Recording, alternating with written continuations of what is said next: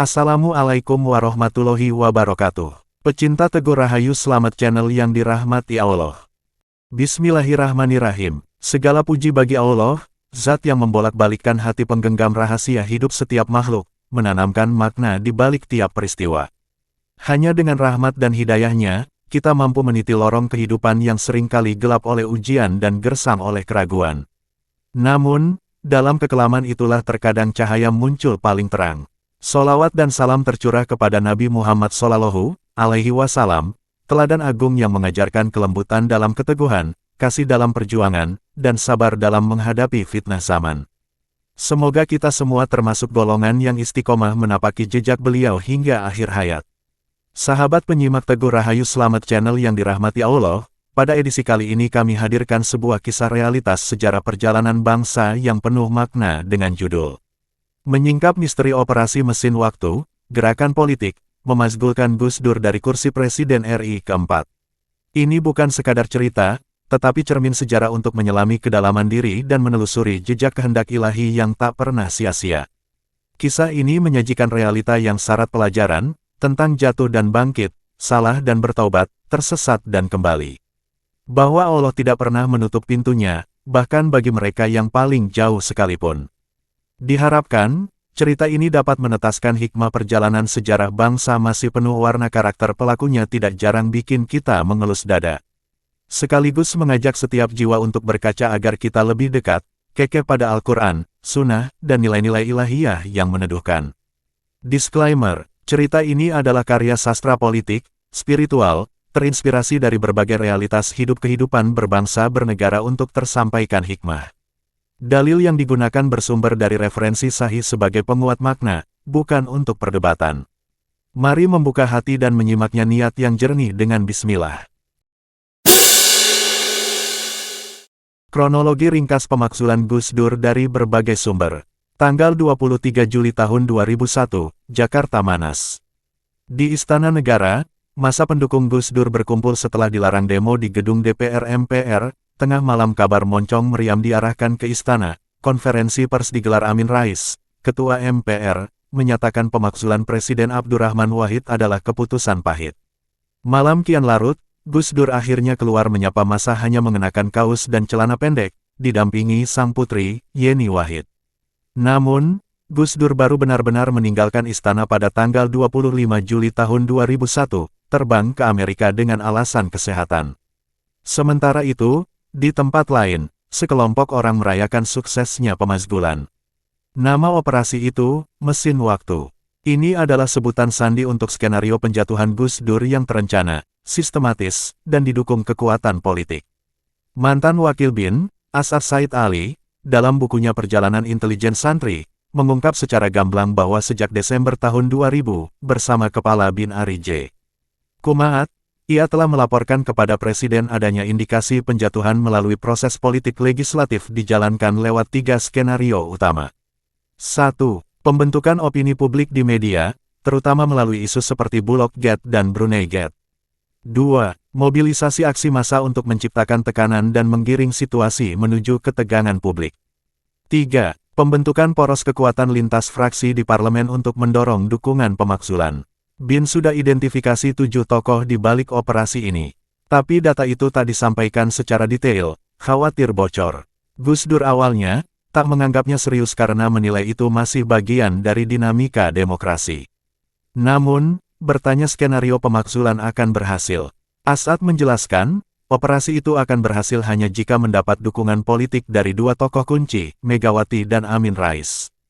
Mendengarnya, Gus Dur dengan yakin menjawab, tak perlu khawatir.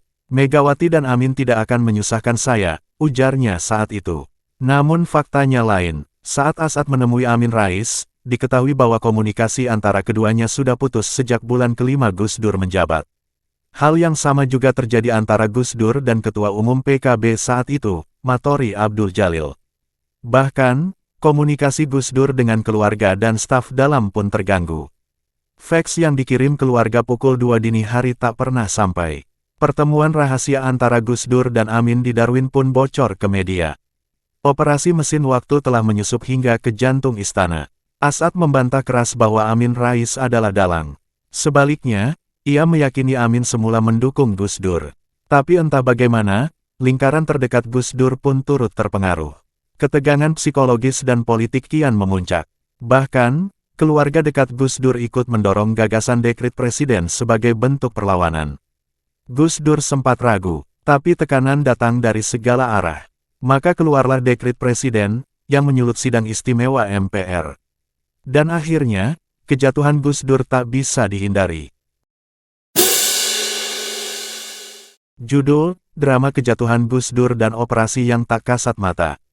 Disclaimer, cerita ini disusun berdasarkan fakta historis dari berbagai sumber, kutipan buku, dan interpretasi naratif yang bertujuan membangun sudut pandang inspiratif, dramatik, dan reflektif.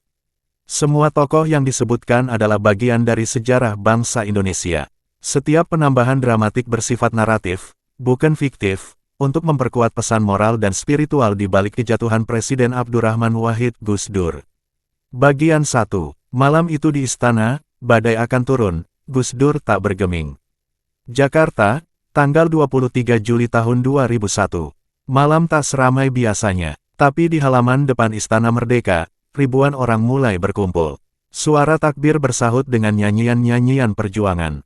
Mereka bukan sekadar massa, mereka adalah para pecinta, para pendukung, dan mereka yang percaya bahwa sosok di dalam istana itu adalah benteng terakhir keberanian, pluralisme, dan keadilan moral di republik ini, Gus Dur. Namun malam itu juga, moncong meriam konon sudah diarahkan ke gerbang. Desas-desus mengerikan tentang potensi adu kekuatan antara pendukung sipil dan militer membuat langit Jakarta terasa menggantungkan takdir bangsa. Di balik kamar yang remang, Gus Dur duduk. Tak mengenakan jas kebesaran presiden, hanya kaos dan celana pendek, ditemani putrinya, Zanuba Arifah Cafsoh Wahid, Yeni Wahid. "Pak, kalau Bapak turun malam ini, banyak yang kecewa. Tapi mungkin ada saat ketika seorang wali memang harus disingkirkan oleh sejarah agar sejarah itu sendiri sadar siapa yang ia buang," kata Yeni dengan mata berkaca. Gus Dur tersenyum. Anak-anak muda itu sudah tahu siapa yang mereka bela. Biarkan mereka lihat sendiri bagaimana negara ini dijalankan tanpa nurani. Malam itu, Gus Dur melangkah keluar. Ia melambaikan tangan, menyapa, seperti menyapa takdir. Ia tak jatuh, ia diturunkan. Dan seperti semua orang besar dalam sejarah, Gus Dur menandatangani catatan akhir itu dengan ketenangan yang membuat musuh-musuhnya sendiri meragu. Tapi tak banyak tahu, di balik runtuhnya sosok besar itu, ada peristiwa-peristiwa rahasia, operasi senyap, dan lembaran-lembaran gelap yang tak tertulis dalam buku sekolah. Inilah cerita tentang sebuah operasi bernama Mesin Waktu. Tentang bagaimana seorang pemimpin yang lahir dari nurani rakyat, harus menghadapi benturan elit, konspirasi politik, dan propaganda media. Tapi di atas semuanya, ini adalah kisah tentang bagaimana kejujuran, keteguhan hati, dan iman bisa bertahan meski seluruh mesin kekuasaan diarahkan untuk menghancurkannya. Dan mungkin, justru di titik paling lemah itulah, Gus Dur menunjukkan siapa dirinya sebenarnya, bukan sekadar presiden, tapi penjaga nurani bangsa. Malam terakhir di istana, langit tanggal 23 Juli tahun 2001 terasa ganjil politik menggantung di atas Jakarta, getar sejarah sedang menuliskan dirinya sendiri dalam sunyi. Di luar istana, ribuan pendukung Gus Dur berkumpul bertanya-tanya, benarkah malam ini akan menjadi akhir kepemimpinan seorang presiden yang buta tapi mampu melihat melampaui zaman, kabar berhembus kencang. Meriam militer diarahkan ke istana. Para jenderal bergerak senyap. Gedung tinggi sekitar Monas menjadi menara pengintai yang mengamati denyut politik nasional. Situasi mencekam. Gus Dur belum keluar dari istana. Malam itulah, dalam keadaan yang tidak biasa, sosok sederhana muncul di hadapan para pendukungnya. Bukan dengan jas kepresidenan atau busana kebesaran, malah mengenakan kaos oblong dan celana pendek. Yeni Wahid berada di sampingnya. Sang presiden melambai, tenang. Seolah menyampaikan pesan sunyi, aku tidak akan berlindung di balik kekuasaan. Tapi apakah ini benar akhir dari segalanya? Di balik kekuasaan yang tertutup, sesungguhnya ada meja-meja yang penuh tumpukan dokumen rahasia di ruang yang tak terjamah kamera media. Sekelompok orang tersenyum kecil, operasi intelijen berjuluk Mesin Waktu, telah capai puncaknya. Tanpa letusan senjata, tanpa tank melaju, kekuasaan digulingkan. As'ad Said Ali, mantan wakil kepala BIN, dalam bukunya Perjalanan Intelijen Santri, membongkar apa yang tidak dilihat publik, sebuah operasi senyap, sistematis, dan sangat rapi. Desember tahun 2000, As'ad dan Kepala Bin Ari J. Kumaat lapor langsung ke Presiden Gus Dur bahwa sedang dijalankan skenario pemakzulan melalui jalur politik dengan 3 komponen utama. Pertama, pembentukan opini publik melalui media dengan isu Bulog Gate dan Brunei Gate. Kedua, mobilisasi massa secara bertahap, menciptakan tekanan sosial. Ketiga, penggalangan kekuatan politik lintas fraksi di DPR. Operasi ini bukan sekadar kabar burung. Data dan fakta ada, namun Gus Dur wataknya tenang menganggap bagian dari dinamika demokrasi. Ketika As'ad menyebut skenario ini butuh dukungan Megawati dan Amin Rais, Gus Dur hanya tersenyum. Namun realitas justru operasi mesin waktu bergerak dalam lapisan relasi kekuasaan yang halus mematikan. Komunikasi antara Gus Dur dengan Amin Rais terputus sejak bulan kelima ia menjabat.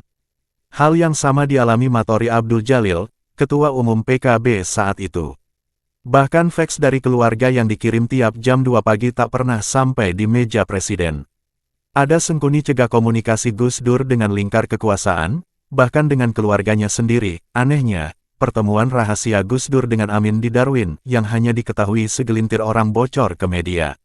Tanda operasi intelijen bukan hanya menyusup, tapi juga mengatur narasi maka, tekanan demi tekanan datang tak henti dari luar dan dari dalam. Gus Dur pun gambil langkah penentu nasibnya, menandatangani dekret presiden menjadi jebakan yang membuka jalan bagi sidang istimewa MPR, Abdurrahman Wahid, Presiden keempat Republik Indonesia, resmi dimakzulkan. Bagian 3. Tumbal demokrasi dan jejak sunyi seorang ulama.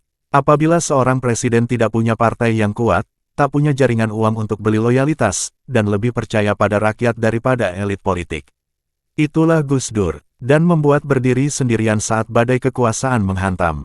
Tanggal 23 Juli tahun 2001, suara palu sidang istimewa diketuk, Gus Dur diberhentikan dari Presiden Republik Indonesia, keputusan yang menggetarkan, namun dilakukan tanpa perlawanan fisik. Tidak ada kerusuhan, tidak ada bentrokan. Yang ada hanya wajah tenang dari seorang pemimpin yang memahami bahwa demokrasi sejati adalah saat seseorang tahu kapan harus turun, meski merasa difitnah, dijebak. Yeni Wahid, dengan mata sembab, meluk ayahnya. Dalam perjalanannya keluar dari Istana Merdeka, Gus Dur tidak bawa apa-apa, kecuali tas berisi pakaian. Tidak ada kotak harta, tak ada pengikut yang histeris.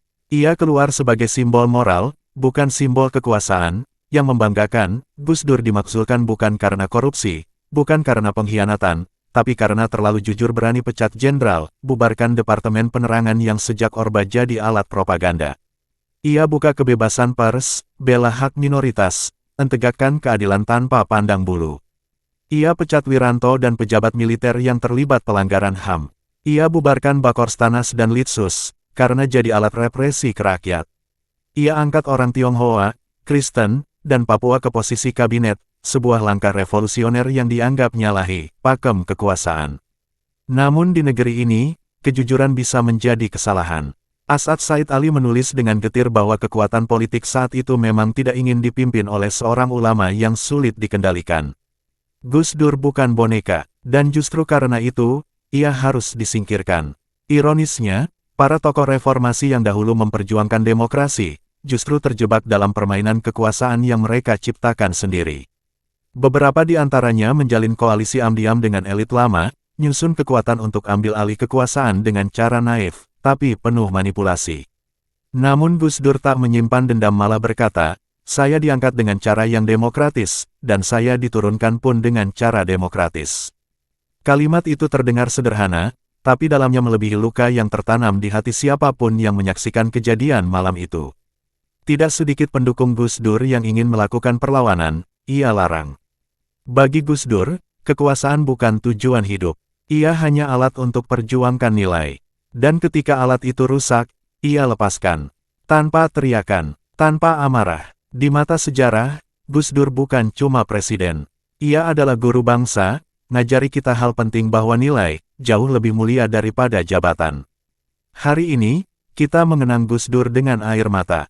Tapi yang lebih penting, kita mengenang nilai yang ia perjuangkan, keberanian, kejujuran, dan keadilan. Dan nilai-nilai itu hanya bisa hidup bila ada yang bersedia menjadi tumbal. Gus Dur melakukannya. Kini siapa siap meneruskan? Bagian 4. Hidup untuk prinsip, bukan jabatan. Saat dikhianati sejarah lengser dari kursi presiden, Gus Dur tak mendirikan partai lagi. Tak pula bentuk koalisi balasan. Ia kembali ke rumah, nyambut rakyat kecil dengan tawa. Hebatnya, justru setelah tak punya jabatan, Gus Dur makin didatangi orang, petani, buruh, pedagang kecil, warga minoritas, semuanya mencari pencerahan, bukan proyek. Sebagian pemimpin merasa ditinggikan saat berkuasa, Gus Dur justru menunjukkan kemuliaannya setelah dijatuhkan. Ini bukan cuma soal moral, tapi konsistensi. Ia membuktikan bahwa seorang pemimpin sejati tak pernah mengandalkan singgasana untuk jaga wibawan. Di berbagai forum, ia tetap menyuarakan hal-hal yang dianggap tabu. Ia bela hak warga Syiah, Ahmadiyah, dan kelompok yang kerap dianggap sampah oleh elit agama. Ia nolak diskriminasi berbasis keyakinan dan keberagaman. Bahkan ia berkata, kalau kamu ingin membela Islam, maka belalah orang lain yang teraniaya, bukan hanya umatmu saja. Karena Islam tak mengajarkan egoisme agama, tapi keadilan semesta. Pesan itu membuat gerah banyak pihak. Para politisi nuduhnya gila, tokoh agama nyebutnya sesat. Tapi Gus Dur tak peduli. Ia sadar suara kenabian selalu terdengar ganjil di telinga penguasa dunia. Ia seperti Iqbal, penyair besar Islam. Jika kebenaran itu sendirian di dunia, maka biarlah dunia musnah, asal kebenaran tetap hidup. Gus Dur tak nyesali apapun.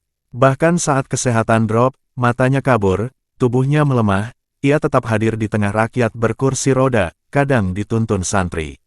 Tapi suaranya tetap tegas. Ia sering mengisi ceramah, bukan untuk menghibur, tapi untuk menyentil akal sehat bangsa yang mulai tumpul karena euforia demokrasi semu. Di kampus, mahasiswa mintanya memberi kuliah umum. Di pesantren, para kiai mendatanginya minta nasihat. Tapi Gus Dur selalu menjawab dengan senyum, saya ini hanya orang biasa yang pernah dikasih panggung. Sekarang, panggungnya sudah selesai, tapi saya masih boleh duduk di bawahnya sambil menyaksikan. Itu kalimat jenaka yang dalam. Karena ia tahu, ia tidak hanya disingkirkan dari kekuasaan, tapi juga dijauhkan dari narasi sejarah oleh mereka yang takut pada keteladanannya. Bahkan hingga kini, dalam buku-buku resmi pendidikan, perannya sering dikecilkan. Seolah-olah ia hanyalah interupsi singkat dalam jalur kekuasaan nasional. Padahal, dialah yang membuka pintu kebebasan sipil. Dialah yang berani membongkar warisan otoriter Orde Baru. Dialah yang memaksa bangsa ini melihat wajah rakyatnya sendiri yang selama ini tersembunyi di balik sensor kekuasaan. Sejarah memang tak selalu ditulis oleh orang baik, tapi yang berkuasa. Dan Gus Dur, ia tidak pernah menggenggam kekuasaan dengan erat. Ia hanya meminjam sebentar untuk menunjukkan bagaimana seharusnya kekuasaan digunakan. Kini, setelah ia wafat, rakyat mulai menyadari, kehilangan Gus Dur bukan sekadar kehilangan tokoh, tapi kehilangan cermin nurani. Dan sayangnya, di tengah hingar politik hari ini, banyak yang takut menatap cermin itu. 5. Antara fatwa dan cinta, jalan sunyi yang dipilih Gus Dur. Kerap kali, seseorang dianggap besar karena pengaruh dan kekuasaan. Tapi Gus Dur adalah pengecualian. Ia justru semakin besar setelah ditanggalkan. Dihujat, dicemooh, difitnah, tapi tak sekalipun menebar dendam. Tidak seperti politisi kebanyakan yang mudah tersinggung, Gus Dur tetap menjawab semua kebencian dengan ketawa khasnya yang ringan tapi menghantam. Kenapa nggak marah, Gus? Tanya seorang jurnalis muda saat itu. Gus Dur menjawab santai, kalau saya marah, saya kehilangan dua hal sekaligus, kebenaran dan kesehatan. Lah, rugikan. Disitulah letak tajamnya karakter beliau. Bukan karena retorika, tapi karena ia hidup dengan keikhlasan sebagai prinsip. Sebab Gus Dur tidak sedang berjuang untuk menang, tapi sedang membimbing bangsa untuk waras. Bahkan dalam isu yang paling panas sekalipun, seperti pluralisme, minoritas, rekonsiliasi antaragama, Gus Dur tidak berbicara untuk menyenangkan umat Islam mayoritas. Ia memilih jalan sulit, membela yang dilemahkan. Saat umat lain ditindas di Papua, ia yang bersuara. Saat gereja dibakar, ia yang pertama mengecam. Bahkan ketika tokoh-tokoh lintas agama dilecehkan, Gus Dur tak segan-segan menegur para pemuka Islam yang menyebarkan kebencian. Bagi Gus Dur, agama bukan benteng eksklusif, tapi jembatan untuk semua. Inilah yang membuat banyak orang tak nyaman. Bukan karena Gus Dur salah, tapi karena mereka terbiasa beragama tanpa tantangan nurani. Gus Dur mengguncang kenyamanan itu. Ia mengajak umat berpikir, tidak hanya percaya. Ia mendorong keberanian spiritual, bukan kepatuhan buta. Di mata sebagian ulama konservatif, Gus Dur dianggap terlalu liberal. Tapi mereka lupa, Gus Dur juga santri. Ia khatam kitab-kitab kuning. Ia murid langsung Kiai Haji Bisri Mustafa dan Kiai Haji Wahid Hashim. Ia hafal detail fikih, tauhid, tasawuf, bahkan sejarah lintas mazhab.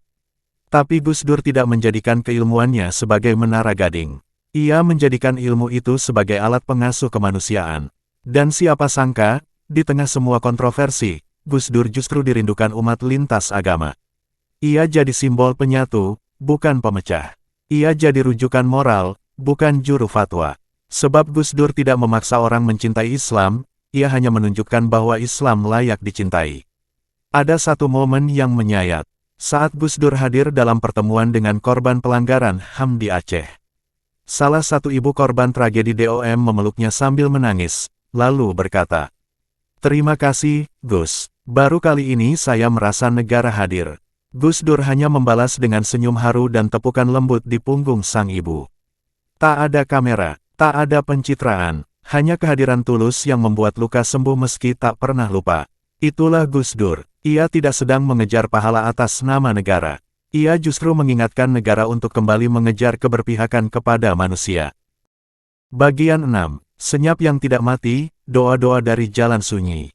Setelah dimaksudkan, Gus Dur tidak pernah benar-benar meninggalkan panggung. Ia justru menempati panggung paling sakral, hati rakyat kecil. Meski tak lagi memegang tampuk kekuasaan, pengaruhnya semakin dalam, seperti akar yang tak kelihatan tapi menopang hutan. Setiap kali melangkah ke pesantren-pesantren, rakyat bersimpuh di hadapannya, bukan karena kekuasaan, tapi karena keyakinan bahwa lelaki ini telah menggenggam prinsip yang tidak tergadaikan. Ia tetap menyuarakan kritik, tetap membela minoritas, tetap mengingatkan penguasa, tapi tanpa kebencian, tanpa kemarahan. Banyak yang bertanya, apa yang membuat Gus Dur tetap kuat, padahal ia telah ditikam oleh orang-orang yang dahulu memujanya. Jawabannya satu, beliau tidak pernah memperjuangkan dirinya sendiri. Ia memperjuangkan ruh bangsa. Karena itu, ketika kekuasaan dirampas, ia tidak limbung. Sebab ia tidak kehilangan tujuan. Sebaliknya, para politisi yang membidiknya satu persatu justru gelisah. Mereka menang secara teknis, tapi kalah secara moral. Dan kekalahan moral itu abadi. Yang lebih menyentuh, adalah kesaksian para santri dan sahabat dekatnya. Suatu malam, menjelang wafat, Gus Dur duduk di kursi roda dan membisik pada seorang kiai muda. "Kalau kelak saya mati, jangan ribut soal makam. Saya cuma titip bangsa ini jangan dibiarkan kembali ke zaman kegelapan, tegakkan keadilan meski tanpa nama saya." Pesan itu kemudian seperti nubuah yang pelan-pelan menjadi kenyataan. 1 dekade setelah kepergiannya, Indonesia kembali terjebak dalam polarisasi, intoleransi, dan manipulasi agama. Nama Gus Dur justru kembali dipanggil dalam doa-doa rakyat yang merasa terpinggirkan. Ia menjadi simbol harapan diam. Simbol bahwa politik bukan sekadar transaksi, tapi medan spiritual bagi yang kuat menanggung kesepian karena benar. Gus Dur telah membayar harga mahal untuk Indonesia yang lebih waras. Ia menjadi tumbal demokrasi yang dibungkam. Tapi sebagaimana api yang dikira padam, ternyata menyala di ruang-ruang sepi. Tak bisa dibunuh. Tak bisa dimusnahkan. Dan lihatlah kini, generasi muda mulai mengutip petuahnya, menulis esai-esai tentang pluralisme, memperjuangkan kesetaraan, mengangkat wajah Islam yang tersenyum.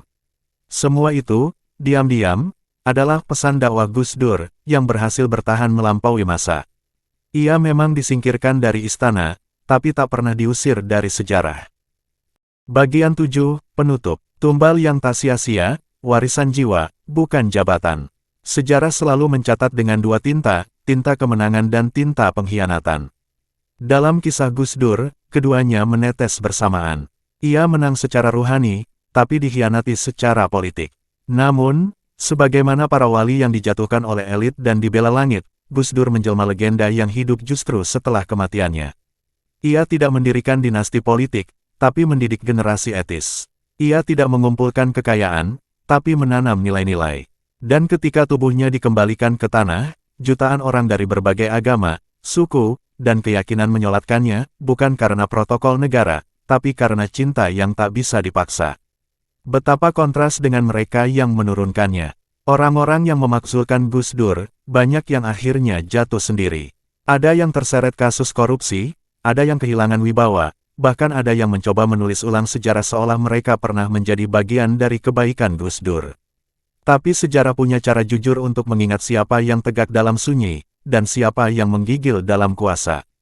Gus Dur pernah berkata dengan tenang, "Saya tidak takut kehilangan jabatan, yang saya takut kehilangan adalah suara hati." Itulah yang membuatnya tetap berdiri saat badai datang. Karena ia bukan sedang memperjuangkan nama, tapi memperjuangkan nurani bangsa. Di masa kini, ketika masyarakat kembali terbelah karena politik, ketika agama kembali dijadikan alat kuasa, suara Gus Dur kembali memanggil, bukan dengan teriakan, tapi dengan keheningan yang menusuk. Kita tidak sedang butuh pemimpin yang kuat secara otot. Kita sedang rindu pemimpin yang kuat menahan ego. Kita tidak sedang mencari tokoh yang pandai debat. Kita butuh tokoh yang bisa diam tapi memberi arah. Gus Dur telah menunjukkan bahwa menjadi presiden bukan ukuran keberhasilan, tapi menjadi manusia yang menjaga kemanusiaan adalah prestasi sejati.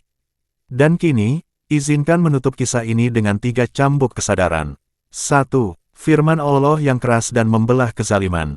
Dan janganlah kamu cenderung kepada orang-orang yang zalim yang menyebabkan kamu disentuh api neraka. Quran Surat Hud, 113.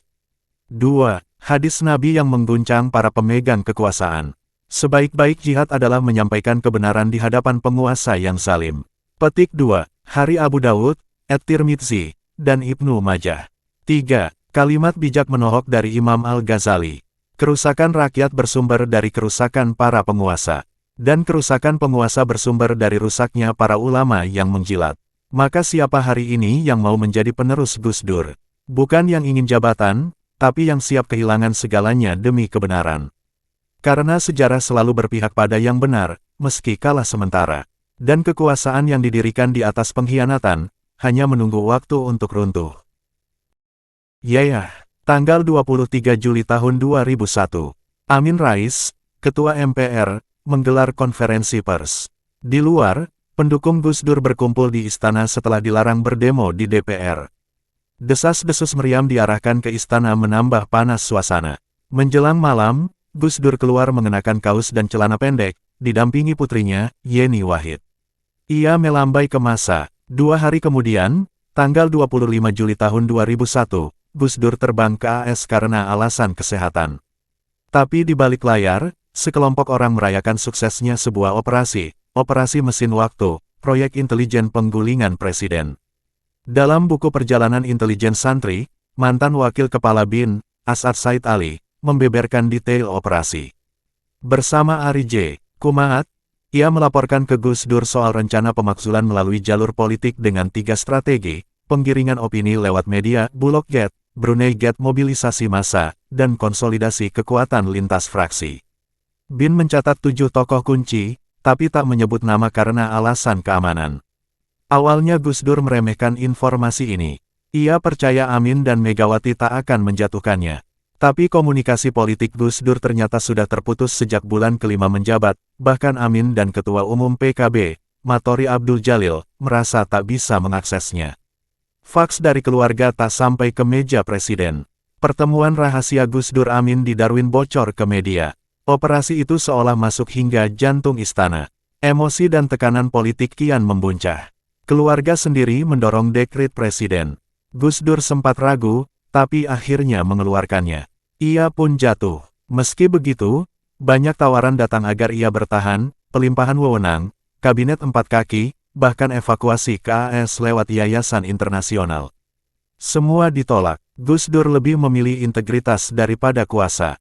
Operasi intelijen itu membuka sisi gelap demokrasi kita.